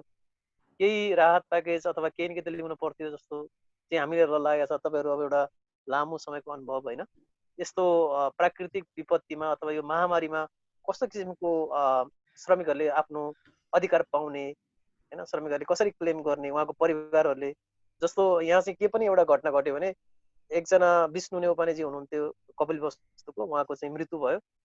उहाँको ड्युटी उहाँको कम्पनीले उहाँलाई मार्चमै निकालिदियो कामबाट, तर उहाँको मृत्यु भयो मेको 6 तारिक। उहाँको इन्सुरेन्स सकिन्छ अप्रिलमा। यदि उहाँ जान पाउनु भएको भए उहाँले इन्सुरेन्स पनि पाउनुहुन्थ्यो अथवा नेपालमा जाँदा मृत्यु पनि हुँदैन थियो होला। अब यहाँ के भइदियो भने लकडाउनको कारणले उहाँ जान पाउनु भएन, जागिरबाट निकालिएको छ, तर उहाँको मृत्यु भयो आफ्नो इन्सुरेन्स सकिएपछि। यस्तो केसहरूमा चाहिँ कसरी अलिकति श्रमिक मैत्री हुने अथवा तपाईँहरूको अनुभवले के बताउँछ सर? अब यसमा चाहिँ अब नेपाल सरकारको चाहिँ जुन अब फेरि पनि यो सुन्दाखेरिमा आलोचना जस्तो सुनिन्छ, यो कठिन समयमा चाहिँ किन यस्तो कुराहरू गरे होला, सरकारलाई कठिन छ भनेर भन्ने खालको कुरा नै गरिन्छ होइन। कठिन त अब सरकारलाई भन्दा पनि व्यक्तिहरू जो अघिपछि त अब संविधानले चाहिँ हाम्रो संविधानले रोजगारीको हक चाहिँ नि सुनिश्चित गर्दै पनि लुरु झोला बोकेर परिवार छोडेर विदेशको भूमिमा गएर पाखुरा बजाएर चाहिँ नि होइन आफ्नो गरी खाएकै थिए नि त। त्यति बेला त्यस्तो ठुलो गुनासो पनि केही गरेका थिएनन्। भनेपछि यस्तो जोखिमपूर्ण अवस्थामा नै अभिभावकको चाहिँ भूमिका रहने हो। यति बेला नै केही रिलिफका कुराहरू चाहिँ आवश्यक हुने हो। अब आफूले चाहिँ ठुलो पैसा तिरेर गएको हुन्छ, एक त त्यो पैसा पनि अब कतिपय त भर्खर अघिल्लो हप्ता पुगेको छ, पछिल्लो हप्ता चाहिँ जागिरबाट टर्मिनेट गरिदिएको छ, लाखौँ रुपियाँ तिरेर गएको छ, एक पैसा पनि कमाइ भएको छैन, यहाँ मिटर ब्याज चढिरहेको छ भनेपछि यो तमाम अनि कमाइ पनि भएको छैन, एउटा सपना बुनेर गएको, यो तमाम कुराहरू छन्। अनि त्यसमाथि अझ कोरोना लागेको हुनसक्छ अथवा यहाँले भन्नुभएको जस्तो मृत्यु नै भएको हुनसक्छ होइन। भनेपछि यस्ता केसहरूलाई चाहिँ हेरेर चाहिँ अब यस्तो किसिमको महामारीको बेलामा चाहिँ सरकारले चाहिँ एउटा अभिभावकको भूमिका खेलिदिएको भए हुन्थ्यो र यो सरकारले मात्रै पनि नसक्दो, यो ठुलो भोल्युममा चाहिँ अहिले चाहिँ समस्या परेको छ। नेपाल जस्तो देशको लागि मात्रै नभएर यो विकसित देशको लागि समेत पनि निकै नै आर्थिक रूपमा पनि समस्या परिरहेको अवस्थामा यस्तो बेलामा चाहिँ के पनि हुन्छ भन्ने चाहिँ अन्तर्राष्ट्रिय जो निकायहरू छ नि, वर्ल्ड ब्याङ्क लगायतका जो यो डेभलपमेन्ट पार्टनरहरू छ नि, उनीहरूको पनि रेस्पोन्सिबिलिटी बन्थ्यो। अथवा उनीहरूले दिएको जुन आर्थिक सहयोग छ, नेपाल सरकारलाई पनि थुप्रै आर्थिक सहयोगहरू चाहिँ प्राप्त हुने भनेर चाहिँ भइसकेको छ, एग्रिमेन्टहरू भइसकेको छ। त्यो रकमहरू चाहिँ कि हो त्यो विभिन्न सेक्टरमा पनि त्यो लगाइयोस्, जसले चाहिँ देशै सञ्चालन गरेका छन्, आफ्नो भनेको मतलब देशको अर्थतन्त्रलाई चलायमान बनाएका छन्, हो उनीहरूको हकमा पनि त्यो पैसा चाहिँ नि अलिकति चाहिँ छुट्याउन पाएको भए हुन्थ्यो। अथवा यहाँले भन्नुभएको जस्तो खालको चाहिँ त्यो विशेष अनफर्चुनेट, अब मृत्यु भने आफैमा अनफर्चुनेट सिचुएसन त हुँदै हो, तर पनि त्यसमा पनि गम्भीरतम जस्तो इन्सुरेन्ससम्म पनि नपाएर एकदमै फुक्का हात परेको जस्तो खालको केसलाई बाट सुरुवात भने पनि गर्नु पर्थ्यो। त्यो भनेको चाहिँ न्यून सङ्ख्यामा हुन्थ्यो, एकदमै लाखौँको सङ्ख्यामा हुँदैन थियो। कमसेकम त्यस्तो खालको सङ्ख्याहरू हेरेर अथवा यहाँले अब भनौँ न अहिले 200-250 जनाको निधन भएको छ भने त्यो 200-250लाई कभर गर्नको लागि ठुलो बजेट बन्दैन, लाखौँलाई भए पो ठुलो बजेट बन्छ। त्यस कारणले गर्दा यस्तोमा चाहिँ ध्यान दिएको भए हुन्थ्यो भन्ने चाहिँ नि मेरो पनि राय त्यही हो कि यसमा पनि सरकारले चाहिँ एकदम अनुदार भएको देखिन्छ कि एकदमै अनुदार भएको हुन्छ, जुन चाहिँ एकदमै म एउटा अप्रिय शब्द प्रयोग गरौँ, उहाँलाई अप्रिय लाग्न सक्छ, एकदमै अनफर्चुनेट सिचुएसन हो। Thank you so much sir. हुन्छ, धन्यवाद सर। अब सुषमा म्याडमसँग केही छ, केही सोध्नुपर्ने, उहाँलाई के सोध्न मन लागेको छ हजुरसँग? हजुर, thank you so much RP sir. सर्वप्रथम त हाम्रो श्रमिक सञ्जाल हेरेर बस्नुहुने सम्पूर्ण साथीहरूमा नमस्कार भन्न चाहन्छु। आज लाइभ नभए तापनि हामी रेकर्डिङ गरिरहेका छौँ, एकैछिनमा फेरि हाम्रो लाइभ जस्तै नै आउनेछ। आज विशेष त हाम्रो अतिथिको निमन्त्रणालाई स्वीकार गरेर आउनु भएको छ रामेश्वर सर, उहाँलाई धेरै धेरै धन्यवाद भन्न चाहन्छु हाम्रो श्रमिक सञ्जालको टिमबाट। अब सरलाई सोध्नुपर्ने मेरो विशेष त्यस्तो क्वेसन त केही पनि छैन। सरले कोभिड-19 महामारीको चपेटामा नेपाली आप्रवासी श्रमिकहरूको अधिकार सम्बन्धित प्रतिवेदनको बारेमा चाहिँ हामीलाई जानकारी गराइसक्नु भएको छ। यति नै हो सर, मेरो खासै त्यस्तो सोध्नुपर्ने कुराहरू आज केही पनि छैनन्। सर हुन्छ। आउनुभयो, सरले डिटेलमा बताउनु भयो, यही नै हाम्रो लागि खुसीको कुरा हो आज। हुन्छ म्याडम पनि शुक्रबारको दिन चाहिँ म्याडमको छुट्टी हो श्रमिक सञ्जालको लाइभबाट आज त्यो पनि सर आउनु भयो, त्यो भएर आउनु भएको थियो। अनफर्चुनेटली हामीले लाइभ चाहिँ ठ्याक्कै गर्न पाइएन, तर अब भिडियो हाम्रो यो सकिने बित्तिकै हाम्रो हुन्छ। सर यहाँलाई धेरै धेरै धन्यवाद छ, हामी एकदमै धेरै आभारी छौँ र अरू नै कुनै बेला पनि तपाईँसँग हामी पक्कै जोडिनेछौँ, कुराकानी गर्नेछौँ। तपाईँ हाम्रो एकदम हाम्रो कुरालाई हुन्छ नि, हाम्रा धेरै कुराहरू तपाईँसँग हामी एकदम नजिक छौँ र अझै नजिक हुनुपर्छ जस्तो लाग्छ। तपाईँ हामीसँग अझै धेरै नजिक हुनुहुन्छ। त्यसो त हामीलाई एउटा क्षेत्र, एउटा ठाउँ, एउटा हुन्छ नि एउटा परिवेश अनि एउटा टाइम फ्रेमको कुरा थाहा होला, तर तपाईँलाई त धेरै लामो टाइम फ्रेम, धेरै लामो एरिया, धेरै मान्छेका, धेरै प्रोस्पेक्टिभ, धेरै तरिकाबाट धेरै कुराहरू थाहा छ। किनभने तपाईँले त्यही हिसाबले धेरै मान्छेसँग ठोकिसक्नु भएको छ। अब त्यो भएर हामी पछि फेरि कुराकानी गर्नेछौँ। आजको लागि समय दिनुभएकोमा एकदम धेरै धेरै धन्यवाद छ। आरपीजी यहाँलाई धन्यवाद, हरिजी, सुषमाजी, सबैजनालाई धन्यवाद, समग्र श्रमिक सञ्जाललाई धन्यवाद। र म यति बेला एउटा अपर्च्युनिटी चाहिँ के लिउँ भनेदेखि चाहिँ श्रमिक सञ्जालको जुन सहयोग रह्यो, यो हिजो सार्वजनिक भएको राष्ट्रिय मानवाधिकार आयोगको प्रतिवेदन, जसमा लेखन कार्यमा म, मेरो मित्र जीवन बानिया र मेरा मित्र कमल थापा छेत्री, हामी तीनजनाले लेखन कार्य गरेका थियौँ। अनुसन्धानको ठुलो टोली थियो र यो क्रममा चाहिँ श्रमिक सञ्जालबाट जुन किसिमको मद्दत भयो, हामीले सोझै श्रमिक सञ्जालको मार्फतबाट चाहिँ विदेशमा रहनुभएका श्रमिकहरूसँग प्रत्यक्ष अन्तर्क्रिया गरेर त्यसको स्रोतहरूलाई पनि हामीले त्यसमा लियौँ र श्रमिक सञ्जालको घर जान पाऊँ भन्ने अभियानमा जुन सङ्कलित इन्फर्मेसनहरू छन् त्यसलाई पनि प्रयोग गरेर जुन त्यसको कारणले गर्दाखेरिमा रिपोर्ट अत्यन्तै दरिलो भयो। यो क्रममा चाहिँ श्रमिक सञ्जाल संस्थाले चाहिँ भनौँ न, सङ्गठित संस्थाले चाहिँ जुन किसिमको मद्दत पुर्यायो, त्यो मद्दतको लागि चाहिँ म यो मौकाको सदुपयोग गरेर म सम्पूर्ण श्रमिक सञ्जालमा आबद्ध र श्रमिक सञ्जालले जसको आवाजहरू उठाउनु भएको छ, त्यो भनेको चाहिँ विश्वभरि नै रहनुभएका श्रमिकहरू सबैलाई नै म एकदमै आभार व्यक्त गर्न चाहन्छु र त्यो सहयोगको लागि एकदमै कृतज्ञता व्यक्त गर्न चाहन्छु। र आज बोलाउनु भयो, यति कुरा गर्ने अवसर दिनुभयो, यसको लागि पनि म हार्दिक आभार व्यक्त गर्न चाहन्छु। र भविष्यमा पनि यहाँहरूसँग एकदमै हातेमालो गर्ने, यहाँले अहिले भन्नुभएको कुरामा सत्यता धेरै छैन, किनभने मैले यहाँहरूबाट सिक्ने हो। त्यस कारणले गर्दाखेरि त्यो किसिमको सिकाइको अवसरहरू मलाई निरन्तर प्रदान गर्नुहुनेछ भन्ने पनि म आशा व्यक्त गर्न चाहन्छु। यहाँहरूलाई धेरै धेरै आभार व्यक्त गर्न चाहन्छु। हुन्छ, thank you so much sir.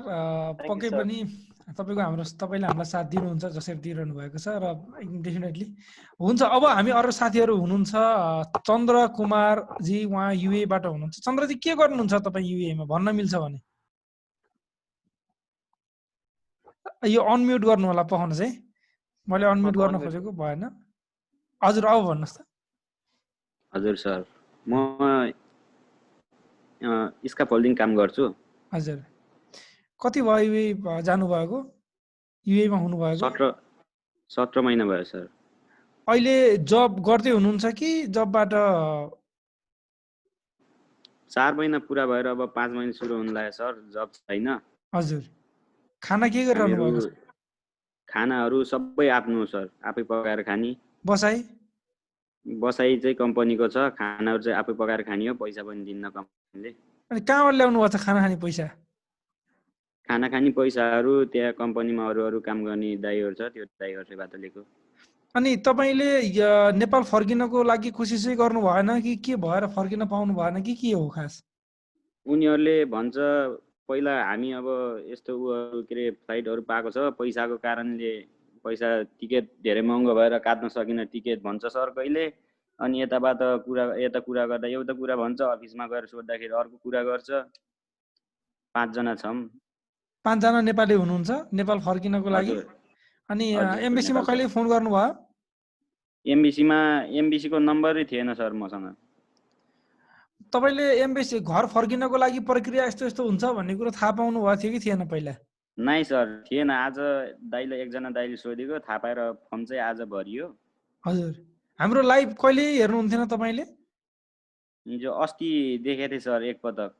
अस्ति भर्खर अस्ति देख्नुभयो, त्यो भएर हजुरलाई धेरै थाहा भएन। हस्, अब नाच्नुहोस्, ठिकै छ, बिस्तारै बिस्तारै। तपाईँको कम्पनीले टिकट काटिदिन्छु भनेको छ तपाईँलाई? टिकट काटिदिन्छु भन्छ सर, फेरि भिजा पनि सकिसक्यो, अब फाइनहरू यताउता सबै आफै तिर्न पर्छ भन्छ कम्पनी। भिजा कहिले सकिएको? भिजा सकिएको भयो सर 3 महिना। भिजा सकिएको 3 महिना भयो भनेपछि तपाईँहरूको इम्प्लोइमेन्ट भिसा हो, सकिए पनि अहिले फाइन लाग्दैन, अहिले नातिनु होला। क्यान्सल त गरेको छैन? क्यान्सल भयो भन्छ के अरे सर, तर त्यस्तो क्यान्सल भएपछि चाहिँ यहाँ मेसेज आउने यस्तो यस्तो हुन्छ अरे, त्यस्तो चाहिँ छैन। तपाईँको भिजामा तपाईँको पासपोर्टमा भिजा हुन्छ, त्यो भिजामा चेक गरेर पनि हेर्न सकिन्छ तपाईँको क्यान्सल भयो हो कि होइन भनेर। क्यान्सल भएर रहन्छ भने अहिले फाइन नै ठ्याक्क चाहिँ लगाइहाल्दैन। तपाईँ एक्चुअली एम्बेसीसँग पनि एम्बेसीलाई फोन गरेर पनि कुराकानी गर्नुहोस्। अनि हुनसक्छ अब अहिले फेरि पनि फ्लाइटहरू थोरै मात्रै पनि उड्ने त कुरा छन्।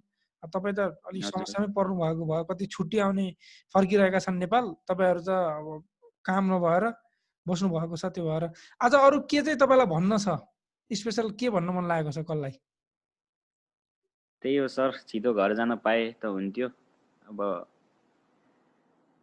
त्यो अरू कुराहरु त अब हस् धन्यवाद सर। रामेश्वर सर, हामीले घर जान पाउँ क्याम्पेन पनि चलायौँ, हाम्रो साथीहरूले देखिहाल्नु भयो। अहिले उहाँ जस्तो साथीहरू साथ धेरै हुनुहुन्छ होला पक्कै पनि। अब यस्तो अवस्था छ हाम्रो, के गर्ने? त्यही त अब जस्तो अब उहाँको हुन त फर्म भरिसक्नु भएको रहेछ होइन। अब पालो कहिले आउने हो त्यसको बारेमा चाहिँ अब नत्र भन्थेन उहाँलाई केही जस्तो कुन कम्पनीबाट जानु भएको थियो त्यो कम्पनीलाई एकाउन्टेबल बनाएर उहाँलाई फेसिलिटेट गर्ने काममा चाहिँ यदि हुँदा एउटा केसले कति अर्थ राख्छ भन्ने कुरा हो। तर चाहिँ कहिले कहिले के हुन्छ भने त्यो एउटा केसले गर्दाखेरि ती एकजनालाई त कमसेकम भयो नि भन्ने पनि कुरा हुन्छ नि। यसमा पनि एउटा कथा नै छ, समुद्रमा माछाको कुरा होइन, समुद्र किनारमा।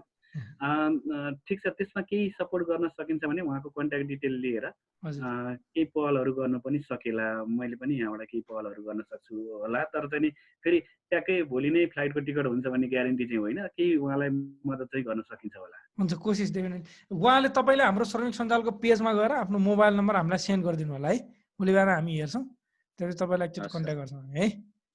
मैले यहाँ एउटा कुरा जोड्न चाहेँ। जस्तो हाम्रो महामहिम राज्यज्यू साउदी अरबबाट उहाँले भन्नुभएको थियो एउटा कार्यक्रममा, करिब 90% कामदारहरू जो खाडी राष्ट्रमा हुनुहुन्छ उहाँहरूले चाहिँ फर्म भर्न सक्नुहुन्न भन्नुभएको थियो। आज जस्तो हाम्रो चन्द्रजीले जुन कुरा भनिरहँदा हामीलाई एकदमै दुःख लागेको छ। हामी करिब यो 93औं दिनमा आज हामी लाइभमा छौँ, उहाँले हामीलाई बल्ल भेटाउनु भएको छ। यस्तो किसिमको अवस्था छ रामेश्वर सर, अलिकति श्रमिकहरू होइन एकदमै। त्यो हिजोको प्रतिवेदनमा पनि हामीले यो अवस्थालाई पनि ठ्याक्कै अहिले तपाईँले भन्नुभयो नि, साउदीको दूतावासले 2 पटक सूचनाहरू नै निकाले हामीले पनि अध्ययन गऱ्यौँ। कमसेकम त्योभन्दा बढी पनि हुन सक्ला। कि फर्म भर्ने नै अवस्था छैन भनिसकेपछि त्यही भएर नै प्रतिदिन 1500 जनाको चाहिँ नि त्यो हिसाबले गर्दाखेरि लकडाउन भयो। जबकि नेपाल सरकारले स्वदेश फिर्तीको चाहिँ व्यवस्था मिलाएर स्वदेश आउनेहरूको सङ्ख्या चाहिँ अमेरिका, युरोप लगायतका विश्वभरिबाट श्रमिकहरू मात्रै नभएर विश्वभरिबाट चाहिँ नि अब 50-51 हजार त हाराहारीमा भयो भनेपछि लाखौँ व्यक्तिहरू त हाम्रो चन्द्रजी जसरी अप्ठ्यारोमा परिरहनु भएको छ नि, जसलाई चाहिँ फर्म कसरी गर्ने, कहाँ जाने, के गर्ने भन्ने पनि कुराहरू थाहा छैन। त्यस कारणले गर्दा अनि अघि नै मैले एक फेर जोड्दै थिएँ कि नेपाल सरकारसँग कुरा गऱ्यो भने किन हामीले चाहिँ सूचना निकालेका छौँ, हाम्रो अनलाइन फर्म छ, एम्बेसीले सहयोग गर्छ, यो सबै कुराहरू गरिरहेको हुन्छ। तर चाहिँ यथार्थ चाहिँ अलिक परको कुरा भयो कि चन्द्रजी एकजना उदाहरण हुन सक्नुहुन्छ, आजको यो अहिलेको प्रत्यक्ष उदाहरण हुन सक्नुहुन्छ। वास्तवमा धेरैजनाको चाहिँ पहुँचमा चाहिँ यो सेवाहरू पुगेको छैन र धेरैजना मान्छेहरू चाहिँ अझै धेरै पर हुनुहुन्छ कि त्यो मतलब यथार्थभन्दा धेरै पर हुनुहुन्छ। एक्ज्याक्टली। अब हामीसँग अरू 2-3जना हुनुहुन्छ। एकजना त हाम्रो श्रमिक सञ्जालकै साथी हुनुहुन्छ, हुन त सबैजना हामी श्रमिक सञ्जालकै साथी हौँ। हजुर, काजी भट्टराई हुनुहुन्छ, उहाँ पनि हाम्रो धेरै पुरानो हाम्रो हितैषी हुनुहुन्छ। र बलबहादुर हरि सर, उहाँहरूसँग छोटो छोटो के कुराकानीहरू छन् गरौँ, होइन भने धेरै लामो समय भइसक्यो, हामीले फेरि सकेर फेरि यसलाई अपडेट पनि गर्नुपर्छ। विशेष गरी हाम्रो बलबहादुर चन्दजी अस्ति पनि आउनु भएको थियो दुबईबाट जस्तो लाग्छ मलाई। केही कुरा थियो कि बलबहादुरजी?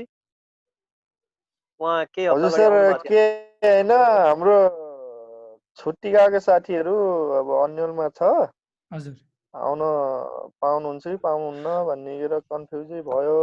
हजुर, अब यो चाहिँ अब कहिले आइसिए के भनिरहेको छ होइन। अस्ति पनि अब यहाँ मैले आरपी सरको सुनिरहेको थिएँ होइन, त्यहाँ पनि अब केही कुरा त आएकै छ। त्यो जम्मै मैले उहाँलाई सेयर गरिरहेको छु होइन, त्यही पनि कन्फ्युजै छ कि। ल सुन्नुहोस् है, अब कन्फ्युजन नभउँ कहिलेसम्मको लागि। अब कन्फ्युजन भन्दा पनि युएमा तपाईँको एक दुई दिनमा रुल्सहरू चेन्ज भइ नै रहेको हुन्छन्, त्यो कारणले गर्दाखेरि अलिकति अप्ठ्यारो त फिल हुन्छ नै। यहाँ अहिलेको आजसम्मको अनुसार जिडिआरएफए को फर्म भरेर अप्रुभल लिनुपर्ने, दुबईको भिजा हो भने, दुबईभन्दा बाँकी अरू स्टेट्सको भिजा हो भने, अबुधाबीको भिजा हो भने आइसिए को अप्रुभल चाहिँ चाहिँदैन। तर आइसिएमा एउटा फर्म भर्नुपर्ने हुन्छ, जहाँनिर immigrants ID, passport number, passport type र तपाईँको नेसनालिटी, यो 4वटा चिज हुन्छ। अनि सेक्युरिटी कोड हुन्छ, त्यो सेक्युरिटीमा टिक लाउनु हुन्छ। त्यति भरिसकेपछि एउटा नेक्स्ट आउँछ। अनि नेक्स्टमा आइसकेपछि त्यहाँनिर भन्छ तपाईँ चाहिँ अब अहिलेदेखि 60 दिनसम्ममा यात्रा नगर्दा राम्रो हुन्छ भनेर भन्छ रातो अक्षरले। त्यो भयो भने जानु भएन होइन। ग्रिन तपाईँले अब यात्राको लागि आफ्नो डकुमेन्ट रेडी गरेर प्रोसेस गर्न सक्नुहुन्छ भनेर एउटा ग्रिन कलरको अप्सन आउँछ, त्यो भने जानु पर्यो। त्यति अहिलेलाई चाहिँ त्यस्तो छ तिनीहरूको सिस्टम। फेरि अर्को मेसेज चाहिँ कम्पनीले एप्रुभल नगर्यो भने त्यो आउनै नसक्ने, अब कम्पनीले केही नदिने जस्तो पनि भनिरहेको। त्यो होइन होला, कम्पनीसँग एसोसिएट छैन जस्तो लाग्छ मलाई। अब एक दुई दिनमा अझै यसको बारेमा अरू डिटेल कुराहरू आउला। जस्तै हाम्रो धेरै साथीहरूले चाहिँ कोही साथीहरूले अलि मिलेन, त्यो मैले यसो हेर्दाखेरि अब सानो एक दुईजनाको केसमा चाहिँ ठ्याक्क भन्न त सकिएन होइन, कसैलाई दिने कसैलाई नदिने चाहिँ भइरहेछ। उहाँहरूले सायद त्यो भिजाको स्ट्याटसको हिसाबले चाहिँ चेन्ज पनि गरे होला। र यसो पनि भनिएको छ, त्यसलाई अप्सनल भनिएको छ। तपाईँ भिजामा डेट छ भने र 6 महिना कटेको छैन भने डाइरेक्ट टिकट काटेर जान पनि सकिन्छ युएमा है। त्यो साथीहरूलाई त्यो भनिदिनु होला। एयरलाइन्सले एक्सेप्ट गर्यो भने एयरपोर्टमा पुगिसकेपछि, त्यहाँको एयरपोर्टमा पुगिसकेपछि मान्छेलाई फर्काउनु पक्का पर्दैन। अब भनिसकेको छ, न्युज पनि आएछ। बरु न्युजको त्यो एउटा हुन्छ नि कन्फर्मेसन, न्युजवालाको एउटा पोस्टर पनि लिएर जाने, त्यो गर्यो भने हुन्छ। त्यो धेरै भन्छ होला होइन। हजुर हो, टिकट काट्ने बेलामा भन्छ। किनभने उहाँ गएर फर्किने भयो भने त उनीहरू लिएरै जाँदैनन् नि त। तपाईँको लिएर गयो अनि त्यो फर्किनु त हुँदैन। त्यो कारणले मैले बिहान नेपाल एयरलाइन्समा फोन गरेको थिएँ, जिडिआरएफए को चाहिँ भर्नै पर्छ, आइसिए को हो भने चाहिँ मिल्छ भन्नुभएको थियो। अरू केही साथीहरूले क्वेसन सोध्नुहुन्छ, मसँग आइसिए को छ अनि दुबई एयरपोर्ट जानु पर्यो भनेको दुबई एयरपोर्ट जानलाई आइसिए को फर्म भर्नु परेन। तपाईँले डाटा अपडेट गर्न सक्नुभयो, त दुबईको टिकट काट्न सक्नुभयो, जान सक्नुभयो। अनि आज फेरि एउटा न्युज आएको छ नि, यसो भनेको छ, Dubai authorities have revoked the decision to allow returning residents without ICA approval भन्ने छ कि। भन्नाले दुबई आइसिए भनेको छ कि जिडिआरएफए? दुबई त तपाईँको फेरि जिडिआरएफए भयो यो। हजुर, आइसिए एप्रुभल भनेको छ त्यसमा चाहिँ। दुबईले पनि आइसिए को एप्रुभल नभइकन नदिने भनेको छ। हजुर सर, त्यही भनेको छ, आज पनि न्युज आएको छ। त्यस्तो भने के अप्ठ्यारो हुन सक्छ भने आइसिए हुने, जस्तै अबुधाबी जाने मात्रै जान पायो, अरू जान पाएनन्, त्यस्तो हो भने चाहिँ। यो आज एयर इन्डिया एक्सप्रेसले चाहिँ ट्विट गरेछ कि यो हिजो सर थर्सडे चाहिँ त्यो ट्विट गरेछ त्यो। ओके, सबभन्दा बेस्ट वे चाहिँ के हुन सक्छ भने एकदम इजी वे के थाहा पाऊँ भने पहिला डाटा भरौँ। ग्रिन आयो भने डाटा भर्दाखेरि ग्रिन आयो भने जाउँ, रेड आयो भने अहिले टिकट नलिउँ, बस त्यति बुझौँ अहिले सिधा। त्यति भयो भने, किनभने उनीहरूको अफिसियल हो त्यो। अब एयरलाइन्सले पनि आज बिहान एयरलाइन्सले सोद्धाखेरि चाहिँ आइसिए कोलाई चाहिँ टिकट काट्न सक्नुहुन्छ भन्नुभएको थियो। 17 तारिकमा नेपालबाट दुबई जाने एउटा नेपाल एयरलाइन्सको फ्लाइट छ, त्यसको लागि। अब हामीसँग श्रमिक सञ्जालकै एकजना सुनबहादुर तामाङजी हुनुहुन्छ। उहाँ ट्याक्सी चालक हुनुहुन्छ, सवारी चालक। उहाँ ट्याक्सीबाटै बोल्नु भएको थियो अघि, अहिले घर पुगिसक्नु भएको छ। सुन्दै केही कुरा सेयर गर्न चाहनुहुन्छ? छोटोमा लामो भयो क्या, हामी आज धेरै लामो भयो। सुन्दै नमस्कार। सबैजना नमस्कार। विशेष गरेर हाम्रो रामेश्वर सरलाई धेरै धेरै धन्यवाद। उहाँको अमूल्य समय दिएर हाम्रो श्रमिक सञ्जालको लाइभ पेजमा आउनु भएर केही गुनासोहरू, केही कुराहरू, सुझाव सल्लाह दिनुभयो। उहाँलाई अघिबाट व्यक्त गर्न चाहन्छौँ हाम्रो सम्पूर्ण टिमको तर्फबाट। र विशेष कुरो त केही पनि छैन, अब भाइ बहिनीहरूले सबै कुरो गरिसक्नु भएको छ। र श्रमिक सञ्जालकै विशेष लाइभबाट मार्फत कुवेत सरकारले पनि धेरै स्ट्रिक्ट गरेको छ। र के भन्नु होला भने अहिले एकदमै चेकिङ छ, किनभने मास्क लाउनै पर्ने पब्लिकले पनि।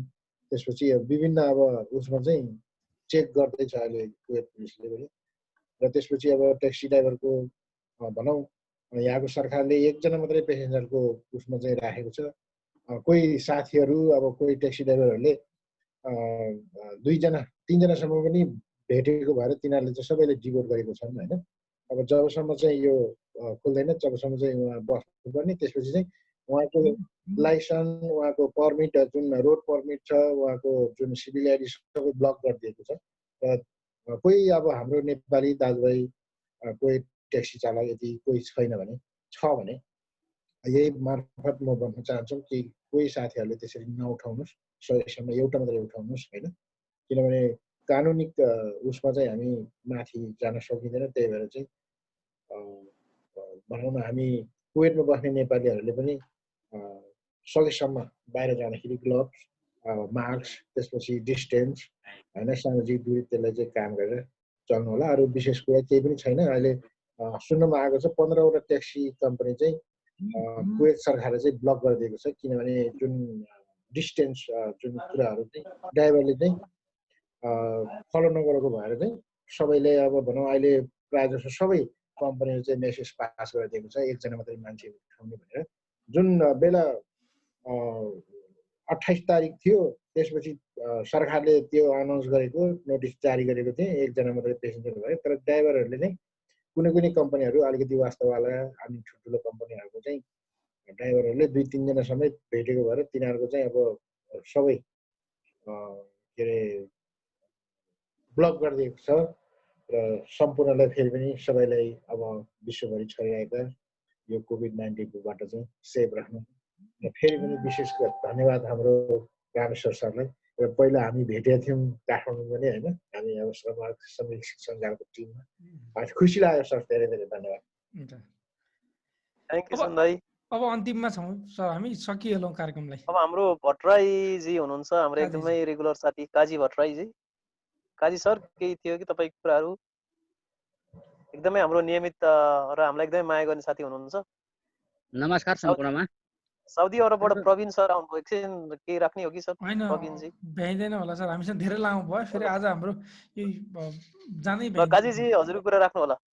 हजुर नमस्कार सम्पूर्णमा।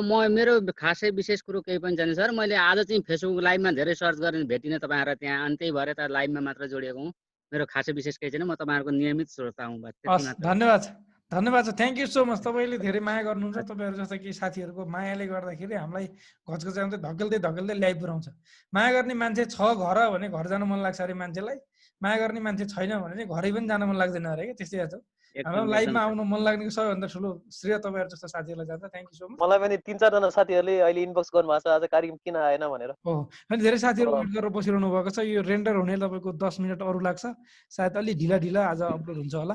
र अन्तिममा अब भ्याक्सिनेसन, कोभिड-19 को भ्याक्सिनेसन युएमा भोलिन्टियरिङको लागि यहाँले रजिस्ट्रेसन गर्न चाहनुहुन्छ भने forhumanity.ai भन्ने एउटा वेबसाइट छ, त्यहाँ गएर आफूलाई गराउन चाहनुहुन्छ। अहिले 3rd फेजको चलिरहेको छ, फर्स्ट फेज र सेकेन्ड फेज सकिसक्यो। अब यो चाइनामा बनेको भ्याक्सिनेसन हो, सायद 3rd फेज पनि कम्प्लिट भइसकेपछि छिट्टै नै युएले भ्याक्सिन पाउनेछ कोभिड-19 को, र युएमा हुनु भनेको सायद हाम्रो देशमा पनि सबभन्दा चाँडै नै चाइनामा बनेको भनेपछि चाँडो आउला र छिट्टै नै हाम्रो लाइफ अलिकति नर्मल होला भन्ने हामी आशा गर्छौँ। आजको लागि रामेश्वर सरलाई फेरि पनि एकचोटि धन्यवाद दिँदै अरू सबै साथीहरूलाई धन्यवाद दिँदै म आरपी सिजन पनि आएको चाहन्छु। यहाँहरूको समय शुभ रहोस्। नमस्कार। नमस्ते, थ्याङ्क यू।